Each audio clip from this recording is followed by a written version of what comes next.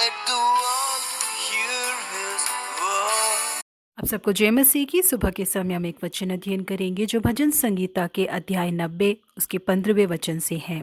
जितने दिन तू हमें दुख देता आया और जितने वर्ष हम कलेश भोगते आए हैं उतने ही वर्ष हमको आनंद दे। दूसरे महाविश्व युद्ध के समाप्त होने के बाद विंस्टन चर्चिल अमेरिका गए हुए थे। वो और अमेरिकी राष्ट्रपति हैरी ट्रूमैन रेल के एक विशेष डब्बे में यात्रा कर रहे थे मसूरी के लिए। वो दोनों ही जिस डब्बे में थे उसमें अमेरिका का एक चिन्ह लटकाया गया था।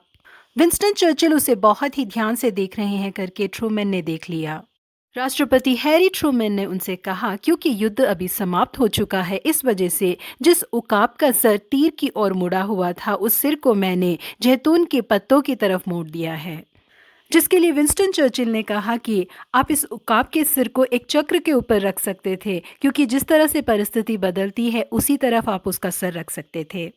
जी हाँ प्रिय परमेश्वर के लोगों, हो सकता है कि आपका जीवन भी लगातार कलेशों से और बीमारी से भरा हुआ हो, लेकिन आपका जीवन इसी परिस्थिति में नहीं आगे बढ़ने वाला।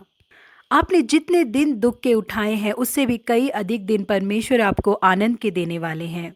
शांति भरे समय को और समृद्धि भरे समय को परमेश्वर ने आपके लिए रखा है।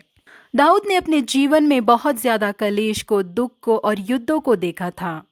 उन्हें अपने जान को गंवा देने के डर की वजह से जंगलों में, रेगिस्तान में, पहाड़ों में जाकर छुपने की हालत आ गई थी।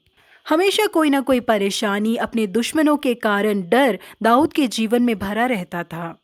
लेकिन परमेश्वर ने दाऊद के जीवन में इस परिस्थिति को लगातार नहीं रहने दिया।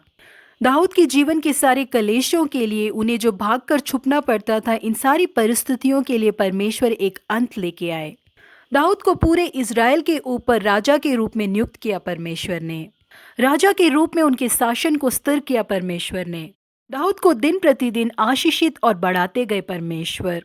के बेटे सुलेमान के समय में देश में युद्ध ना हो, इस तरह की एक शांति को प्रदान किया परमेश्वर ने। जी अब ये परमेश्वर के लोगों, परमेश्वर आपके जीवन के हर एक कलेश के लिए और दुखों के लिए एक अंत लेके आने वाले हैं।